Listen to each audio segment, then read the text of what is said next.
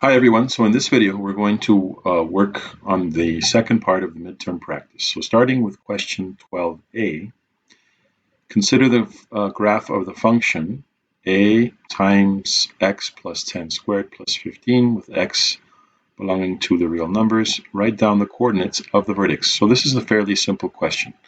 The only thing we have to be careful with is with the fact that the vertex form of a quadratic function looks something like this. A times x minus h squared plus k.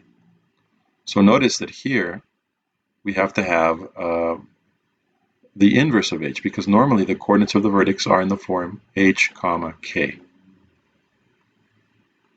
Therefore, in this case, the coordinates of the vertex should be minus 10 comma 5. So in question B, they tell us that the graph of f has a y-intercept at negative 20. Find a. Now that means that we have a coordinate which is 0 for x, comma, negative 20 for y. So using this information, we can solve in the function from question 12a to find this variable a. So we would say that negative 20 equals a, which we want to find, times 0 plus 10 squared plus 15. So therefore, negative 35 is equal to 100a. And then a is equal to 100, sorry, not 100, but actually negative 35 divided by 100, and this equals negative 0.35. Okay, so here we are on question 12c, where they tell us that point P, 8 comma B, lies on the graph of f, and they ask us to find b. Now remember that from the previous question, we found that the function is f of x equals negative 0.35 times x plus 10 squared plus 15. So using this, we can find b, because b is just a y-coordinate when x is 8. So what they're actually asking us to do is to find f of 8. So f of 8 will equal negative 0.35 times 8 plus 10 squared plus 15. Now this is normally a question that would not be in a paper 1, but rather a paper 2 question. So we're going to use the calculator for this. So here's the calculator, and we're going to plug in the information. So negative, remember that to write a negative, you need this button down here. So negative 0.35 times, or parenthesis, 8 plus 10, I'm just going to write 18. 18 squared plus 15. Enter, and that equals negative 98.4. So let's write that down. So the value of b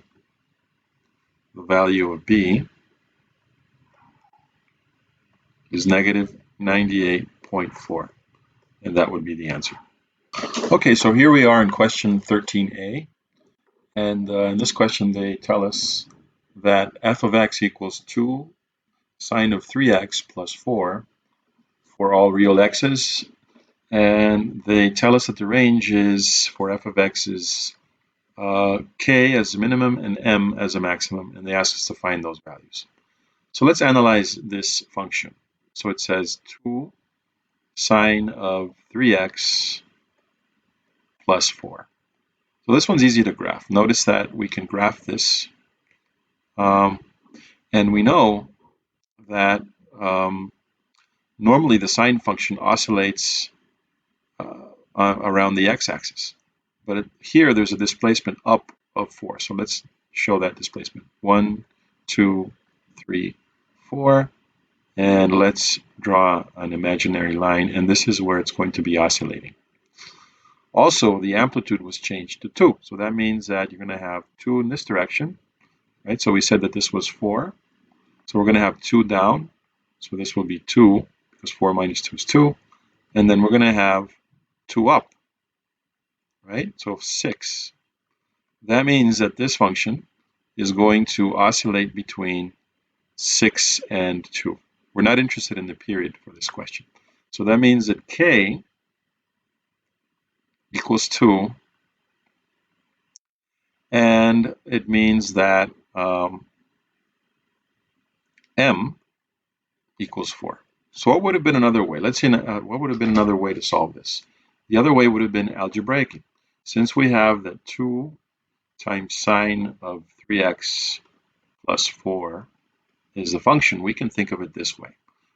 What is the possible lowest value for sine? Normally, the lowest value for this part, right, for sine only, would be -1. So what happens when sine is -1? Well, this would be 2 times -1 plus 4, 2. So that would give us the minimum. What would be the maximum value for sine? 1. So considering that, this would give us the maximum. 2 times 1 plus 4 is 6. So these are the two different ways in which you could have solved this question. Okay, so now we're on question 13b, and it says, let g of x equal 5f of 2x. So this refers to a transformation. Now remember that if we have something like 5 times f of 2x, here we have essentially two transformations. Remember that if we have an x and y coordinate, these two things would affect it, right? This would multiply y by 5, if you recall, and this would divide x by a factor of 2. So all the old coordinates would become x halves, comma, 5 times y. Now for the range, we're only interested in this transformation. And the previous range was for y, right, or for f of x, it was between 2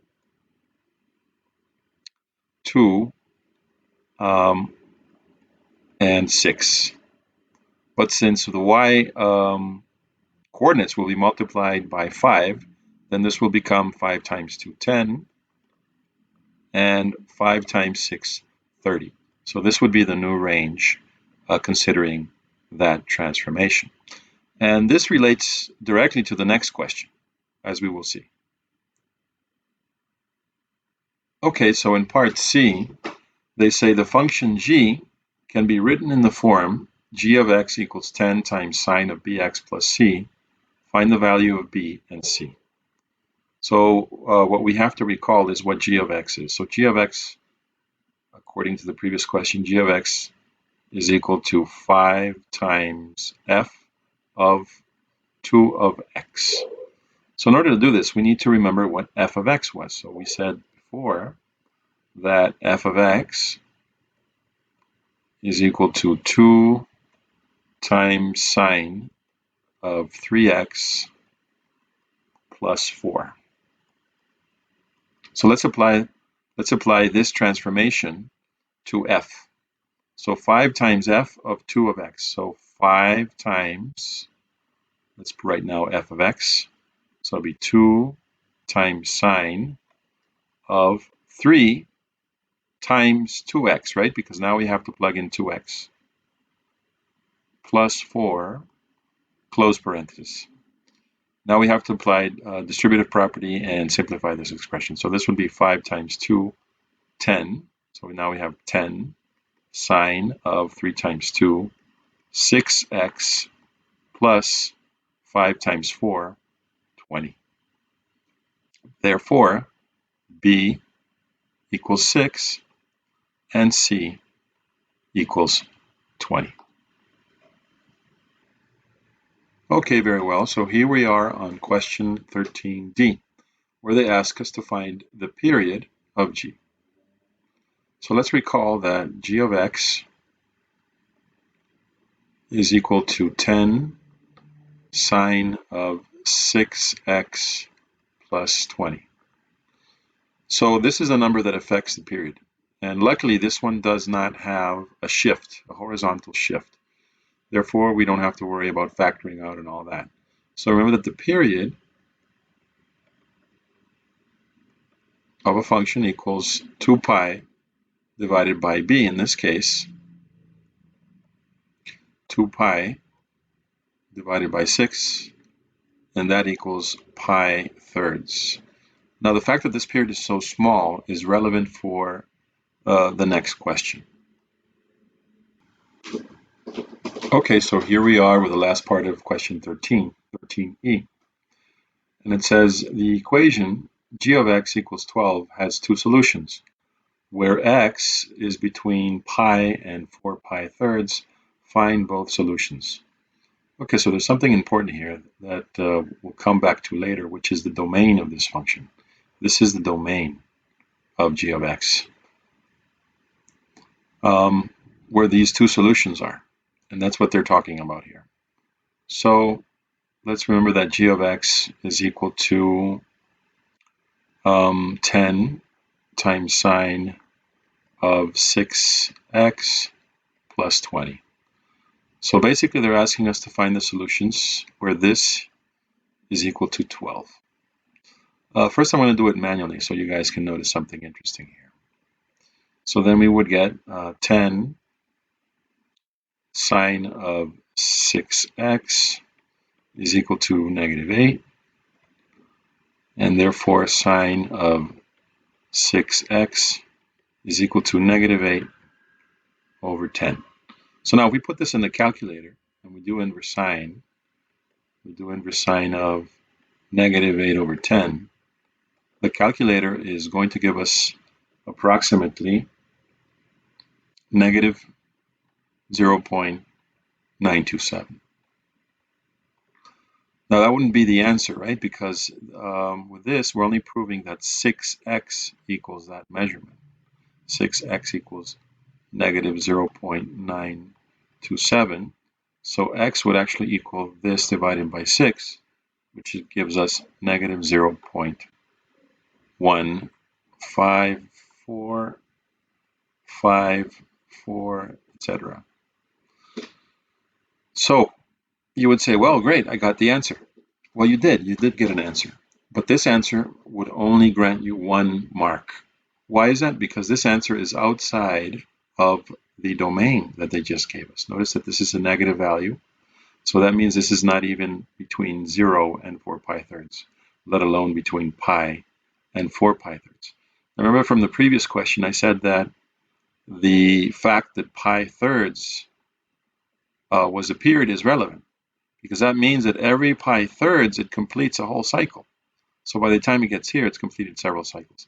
So really, with this manual method, we get an answer, but not accurate necessarily in the domain that we're given. So the best thing to do here is to use a calculator. So that's what we're going to do. So I want to show you guys something. First of all, it's important to determine the size of the window. Now remember that this function is between pi and 4 pi thirds. So that's why I'm putting x values that are very close to each other. I'm putting, as you can see here, I'm putting 3 for the minimum x value. Why? Because that's very close to 3.14, which is pi. And then I'm using 5 for the maximum x value, because that also is just a little bit above 4 pi thirds. Then for y, what I'm using is the range. Now remember that this one had a displacement of plus 20, so that's where its axis is. 10 above that would be 30, but I'm going to do 10 more than that, and then I'm also going to do it from y equals 0. So it's very important to use the proper window here because of how small the domain is. Okay, so once we have that, we can go and plug the functions in the y equals x. Once we plug them in, we can then go and graph. And this is the graph that we get. Now notice that although this was only between 3 and 5, we get 3 solutions. But the ones that we're interested in are the ones, these two in the center. So the way we're going to find those solutions is using the second calculate intersect function, key number 5. So that's going to ask us for which is the first curve, and I'm going to make sure I have the blue curve. So enter, then it's going to point the red curve, and guess, and there you go. That would be one of the solutions. So let's write it down. 4.03, let's say 03 is one solution. Let's get the other solution. So to get the other solution, we go back to the calculator and press again second, calculate, and intersect. This time we have to make sure that we're closer to the other intersect. So let's move closer to the other intersect, a little bit above the red line. Enter, enter again, guess, and there's the other solution that we will now write down. And this one is 3.82. Let's round it to 3.82. Now the reason is that I do this is that the IB likes you to give them answers in 3 significant figures. Very well, so here we are in problem 14a, and it says this or the following diagram shows the quadrilateral ABCD. AB is 6.73, BC is 4.83 centimeters, angle BCD is 78.2 degrees, and CD is 3.80. Find BD. So they want us to find this. Very well, so this problem is actually pretty simple if you know something called the cosine rule. Now we have not seen this in class yet, but it's going to be part of the next lesson. So I might as well introduce it now. And I'm sure you guys will understand because it's a very simple formula and it works for any triangle. So that's the interesting part about this. So if we have a triangle A, B, C, so those are the vertices. And now we're going to name the sides. So small cap A, small cap C, small cap B. And what the cosine rule says is the following. Side C squared is equal to the other two sides, A squared plus B squared. So this is like the Pythagorean theorem, but this is not a right triangle. So you have to subtract, minus twice AB cosine of C. So this is why it's called the cosine rule. Now the cosine rule works for any side. So I did this example with C squared, but you could do it with any other side. So for example, if you do it with A, you would say, well, A squared equals B squared plus C squared minus 2BC times cosine of A. So it's always the opposite angle. That's why I named side C opposite to angle capital C. And, well, the same would be true also for B.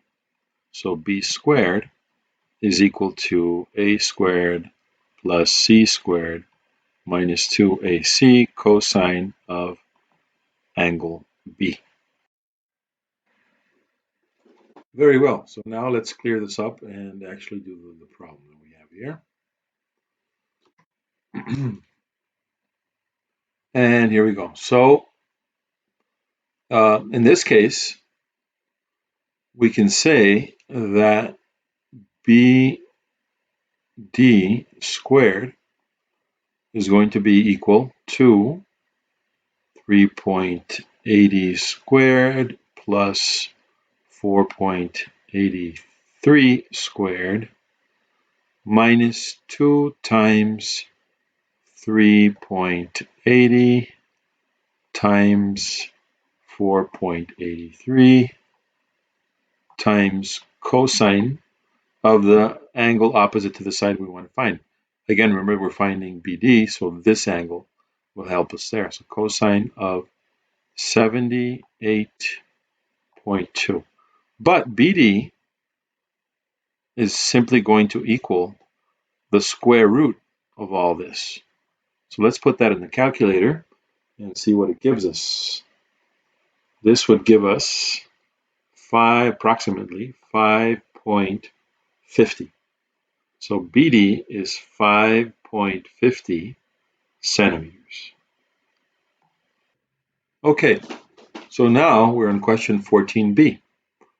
And from 14a, we learned that BD is equal to 5.50.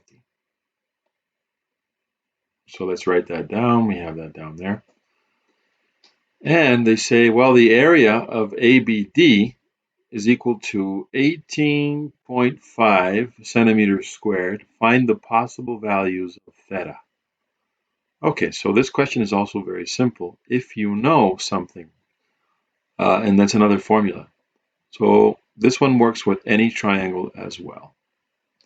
There's something very interesting. If you have, for any triangle, if you have this angle, the measurement of this angle, let's call it theta, and you know the length of this side next to the angle, let's call it side A, and you know this side as well, side B, that is the two sides and the angle between them. If you have this situation, you can find the area of any triangle with a simple formula. And the formula is 1/2 A times B times the sine of the angle contained between them. So in this case, theta. We're going to go more into in detail into this formula in another video that I'm going to be sending to you guys shortly. And you will be evaluated in the next quiz on this, as well as the sine rule that we have to see and the cosine rule. Okay, so 1/2 A times B times sine of theta. So we can use this to find theta because they're giving us the area already over here, 18.5 centimeters squared. So we can say, let's write it down here, that 18.5, the area, is equal to 1/2 times A, which in this case will be 6.73, times B, which will be 5.50, which is what we found, times sine of theta. So because the area equals this, we can use this fact to find the value of theta. How? With the inverse sine of all this. So let's rearrange all this. So theta, the angle, will equal the inverse sine of a big expression. So let's do this carefully. 18.5 times 2, because the 2 was dividing, and all of this divided by 6.73 times 5.50. Now you have to make sure that your calculator is in degrees, right? So I'm going to put this in my calculator over here, and let's see what it gives me. And it gives me 88 degrees approximately. So 88 degrees. But you have to be careful, because notice that the question says find the possible values. Now, when you're talking about sine or cosine even, you have to think about several values. Now, in the case of cosine, or actually in the case of sine, remember that sine is going to be the same for this quadrant and this quadrant. It'll be positive in both quadrants, because here we have positive x, positive y, negative x, but positive y. So remember that if I have a solution here that is 88 degrees, I have to have another solution here that is going to be 180 minus 88 degrees, and that is equal to 92. So that's another solution. 92 degrees is another solution, and 88 degrees was the previous solution. So those would be the two answers. Theta can equal 88 degrees, or theta can equal 92 degrees. Very well, so now we're on question 15a, and this one is a function. F of x equals, let's write it down here so we can see what we're going to do. F of x equals 6x minus 1 over 2x plus 3. And it says find the y-intercept. So y-intercepts are always in the form 0 for x, comma, y, whatever value y is. So all we have to do here is just plug 0. So f of 0 is going to be 6 times 0 minus 1 over 2 times 0 plus 3. And this will give us negative 1/3. So the answer, the complete answer would be 0, comma, negative 1/3. For 15b, they say for the graph of f, find the equation of the vertical asymptote. Now remember that in these equations, you have a vertical asymptote, right?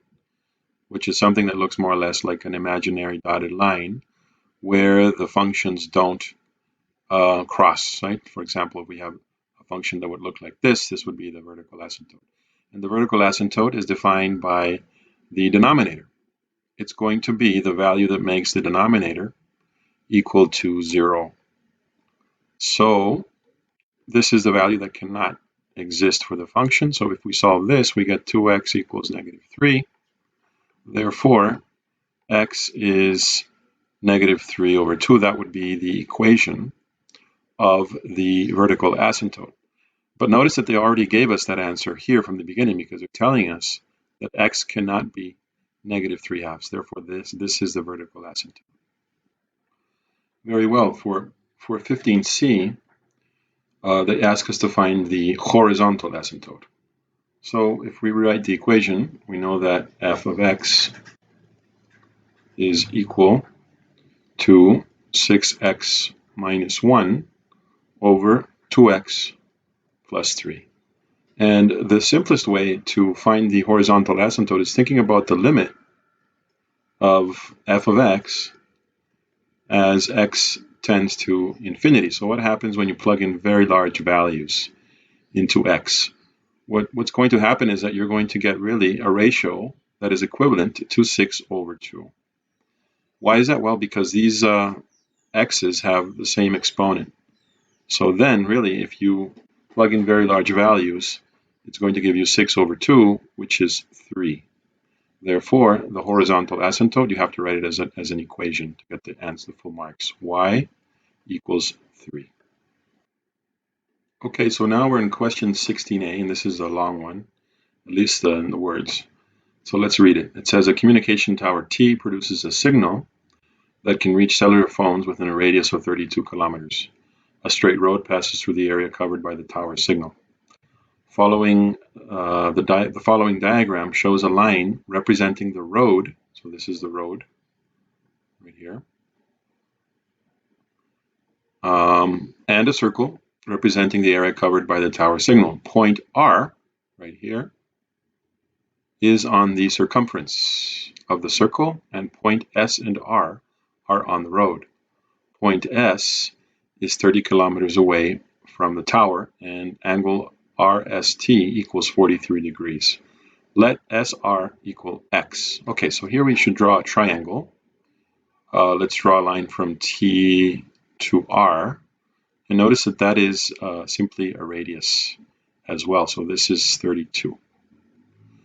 So it says use the cosine rule to show that x squared equals blah, blah, blah. Okay.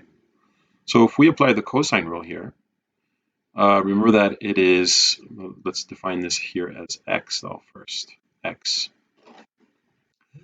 So then we know from the cosine rule that 32 squared equals 38 squared plus x squared minus twice 38 times x times the cosine of 43 degrees.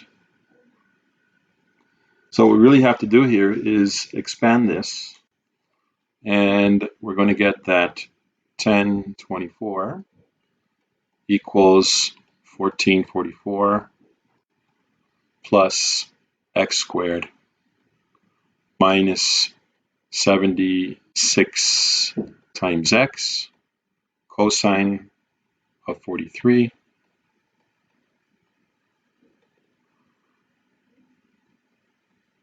and if we bring this to the other side, we're going to get the expression that they are talking about here, right? Because this can be rewritten as, let's rewrite it in the order they want. So x squared minus 76 cosine of 43 times x plus 420 equals 0. Very well, so here we are with 16b where it says hence or otherwise. Hence or otherwise. Remember that whenever you see that word hence, it means use the previous information. Find the total distance along the road where the signal from the tower can reach cellular phone. So that distance would be this one here, as you can see. Recall that from the previous question, we drew a line here from T to R, which is 32. But we're going to draw another line, and let's call this point here, also on the circumference. We're going to call it U. So the distance from TU is also equal to 32.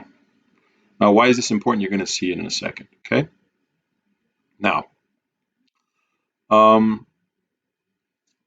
in the last question, we were able to show that x squared minus 76 cosine of 43 degrees times x plus 420 is equal to 0. Now, if you look at this, this is a quadratic function, right? You have x squared, then you have x to the power 1, and then you have a c value that is 420. So let's identify a, b, and c here.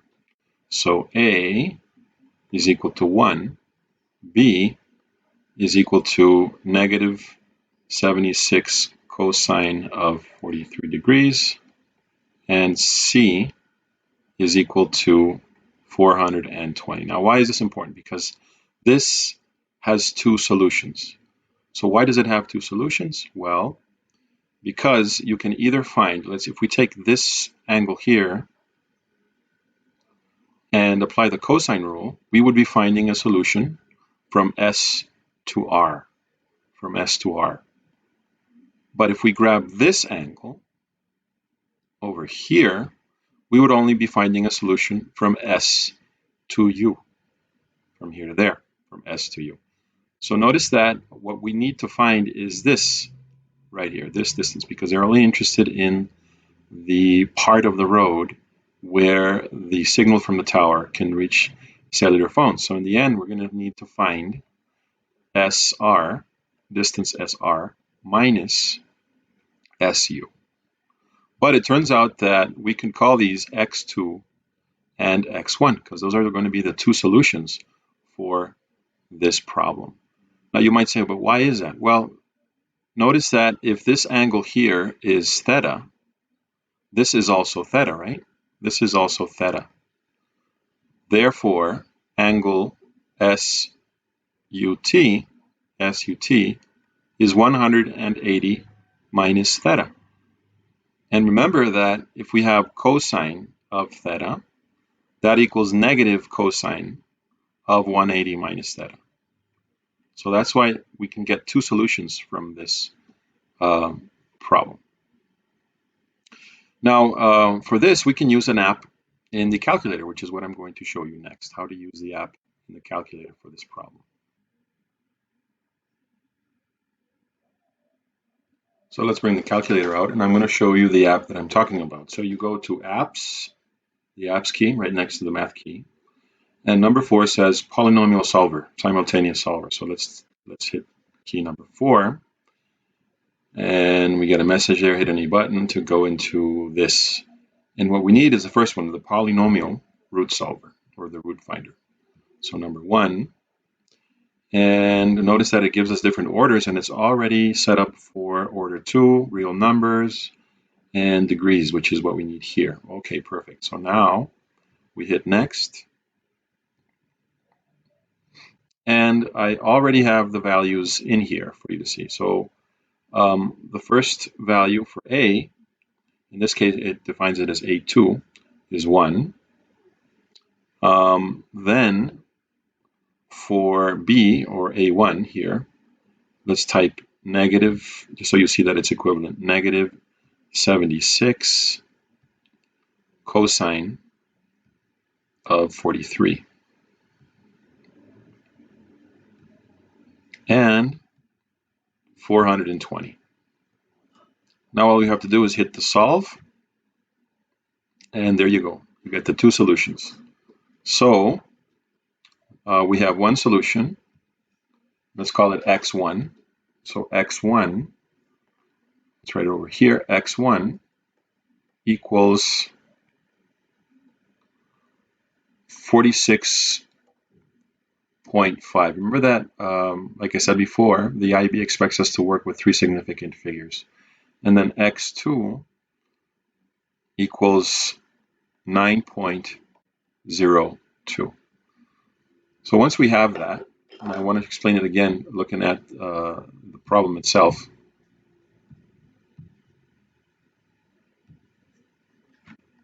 Is that we need to find the difference between those two in order to solve the question.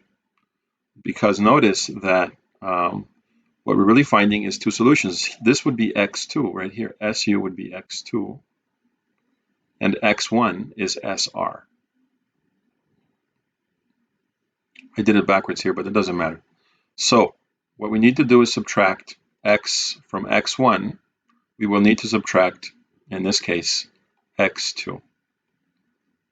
So our solution will be 46.5 minus 9.02, and this equals, that's 37.5.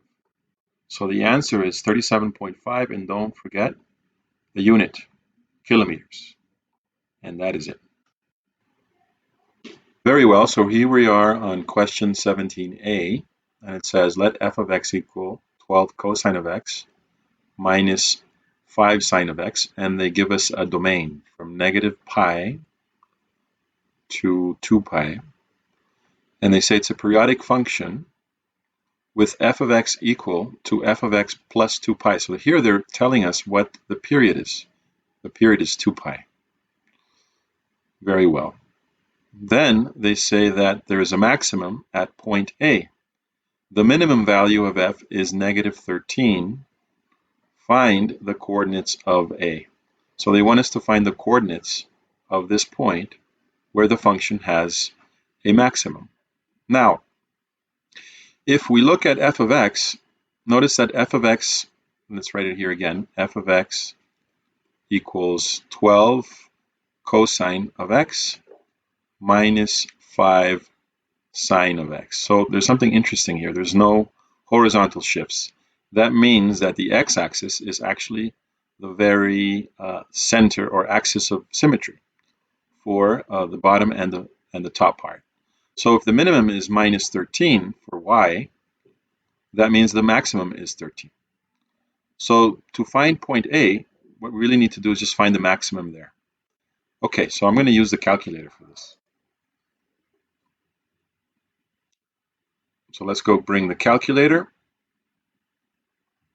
And here we are. Okay, so whenever we graph something, remember that the important thing is the settings for the window. So before, they defined the domain for this function from negative pi to 2 pi. So notice that I'm placing values for x with a minimum of minus 5 and a maximum of 10, as you can see there. For y, because the minimum is negative 13 and the maximum 13, I'm going to do a window that is a little bit broader, from negative 20 to 20. And then here at y equals x, I plug in the function, 12 cosine of x minus 5 sine of x, and now we hit the graph button. And there's our graph. So what we need to do is find the maximum at the given coordinate a, right? So let's do that. Second function, calculate. Don't use trace because trace is not as accurate as using the calculate function and number 4, which is the maximum. So then it's going to say left bound. So let's move a little bit to the left of what we think is the maximum and hit enter. Then it's going to say right bound. So we're going to move a little bit to the right of what seems to be the maximum and hit enter. Hit enter again. And there is the solution. Therefore, that means that our answer for A is going to be negative 0.395 to 3 significant figures, comma 13. Very well, so now here we are on 17b, where they ask us to write down the amplitude, but we already know what the amplitude is because the maximum point was 13 for y, and the minimum negative 13. So that means the amplitude is 13. So amplitude is equal to 13. That's why this is only 1 mark. Then for 17c, it says write down the period, but we already know what the period is. They told us the period is 2 pi. And then finally on 17d, it says hence, write f of x in the form p times cosine of x plus r. So notice that they want us to include a shift here. So we know what p is already, right? It's not this p for the period, it's the amplitude. So it would be 13 cosine of x plus a value. Let's write it complete, right? So we have to write f of x equals this. Now, what is r? Recall that we found a maximum that was a little bit to the left of 0, 13, which would be the normal maximum there, right? 0, 13 for cosine. But it was shifted to the left, and it was shifted by negative 0.395. So that means that this function in terms of cosine would be shifted to the left. So we have to put plus here, plus 0.395, and this would be the answer.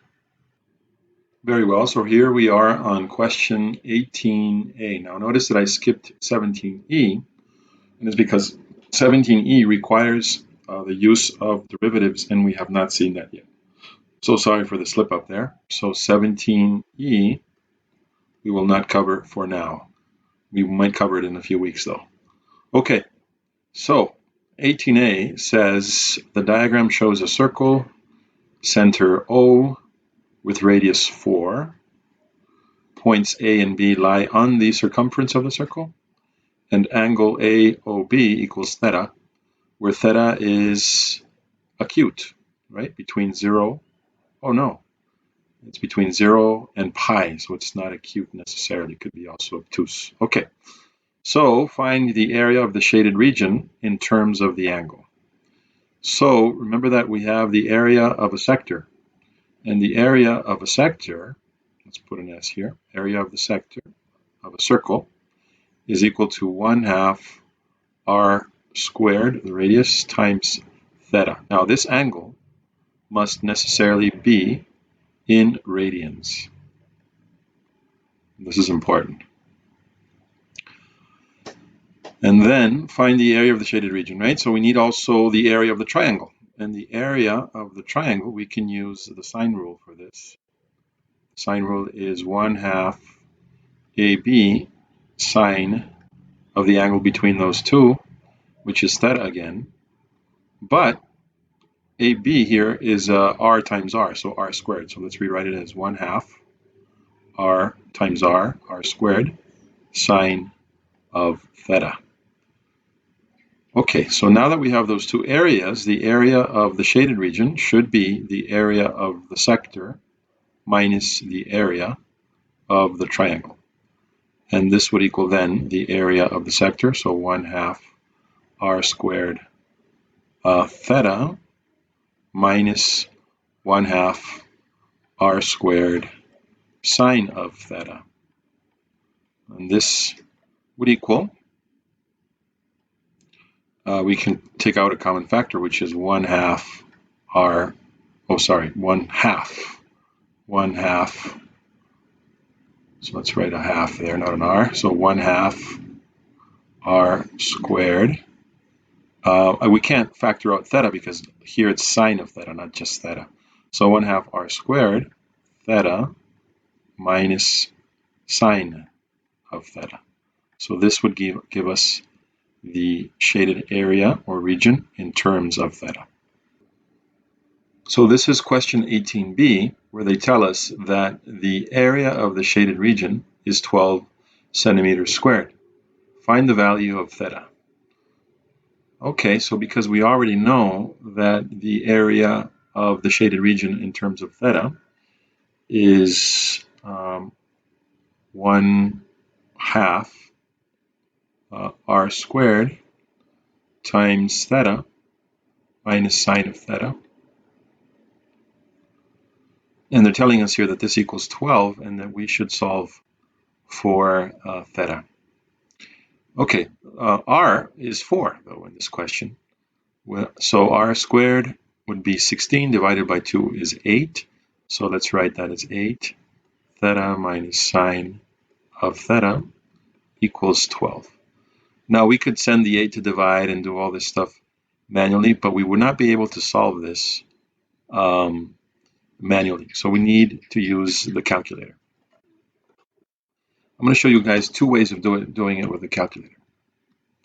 So the first way you can do it is using the math app that is called the solver.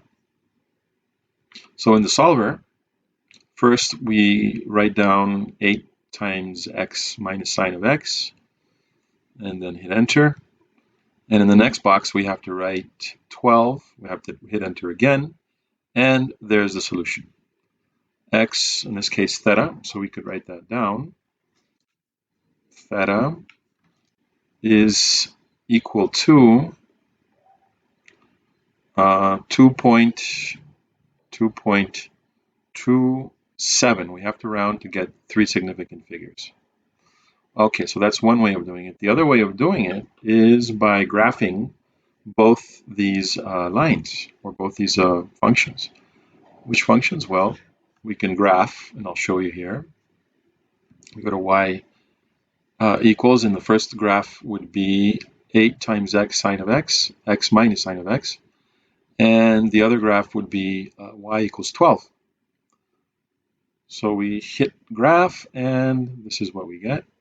You have to make sure your calculator is in radians, by the way, because remember that the angles in this problem need to be in radians. So there's the intersect, and that's the solution. Notice that it's also within the domain that they gave us, which was from 0 to pi. We can count here 1, 2, 3, and a little bit over that, so that definitely is within the domain. So with this method, what you need to do is use calculate to find the intersect. Option 5, and it takes you to one line. First curve, second curve, guess, and boom, there it is, the same answer. 2.267172, which we round to theta equal to 2 or approximately, right? 2.27.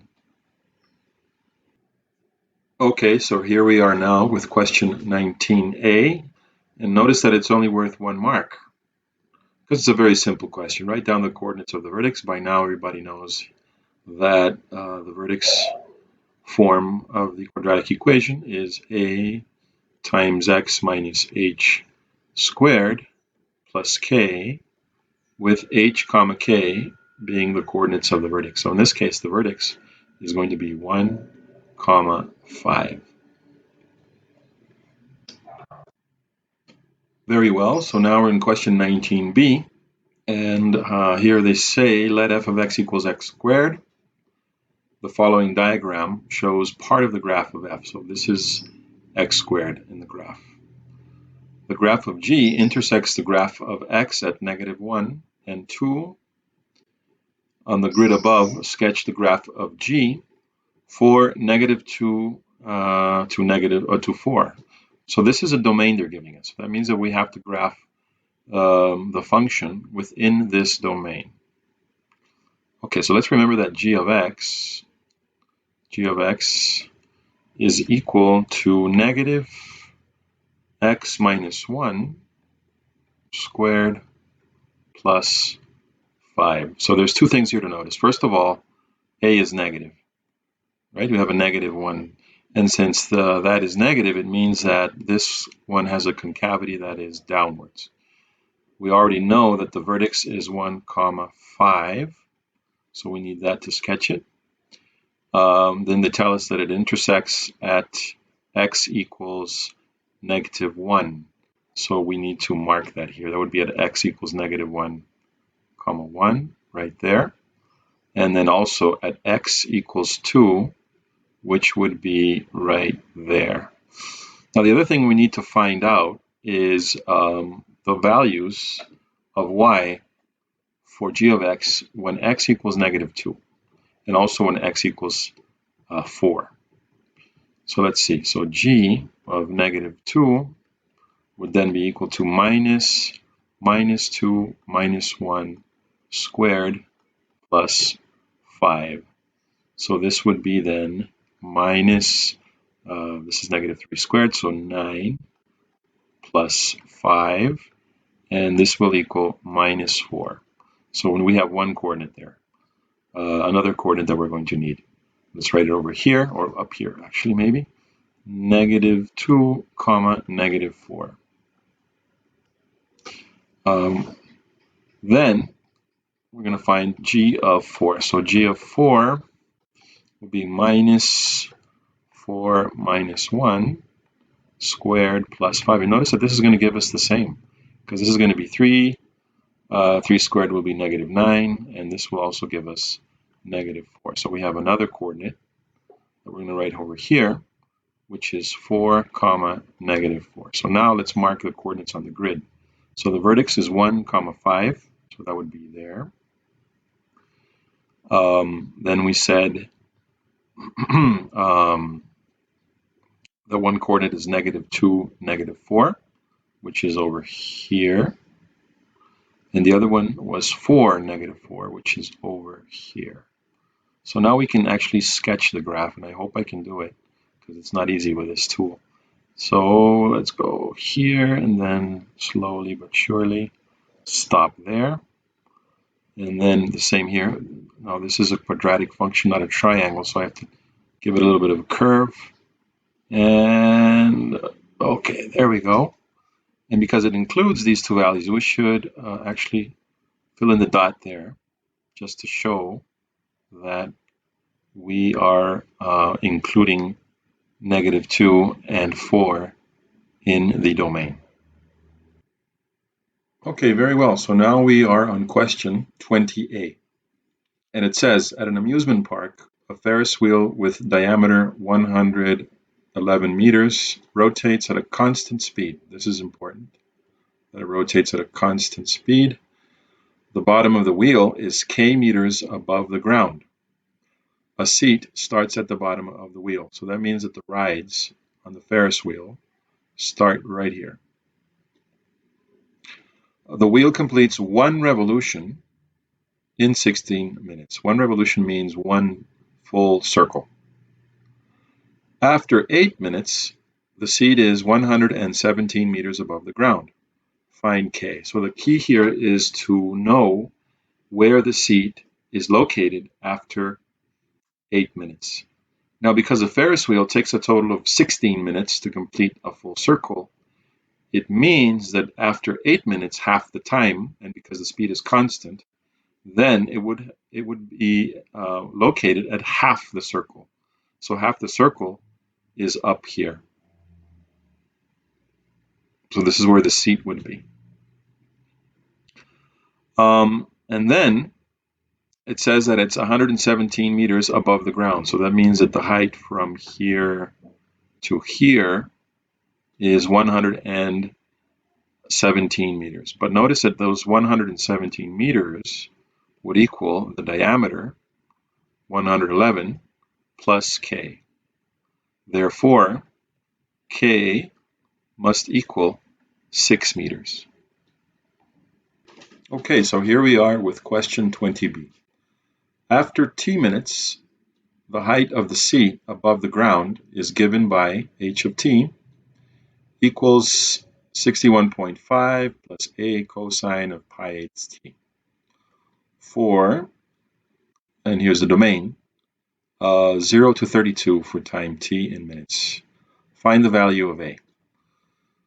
Very well, so there's a couple of approaches to this. I'm going to show you one that is geometric, and it has to do with the fact that cosine is a circular function. Okay, now remember that the Ferris wheel has a diameter of 111 meters.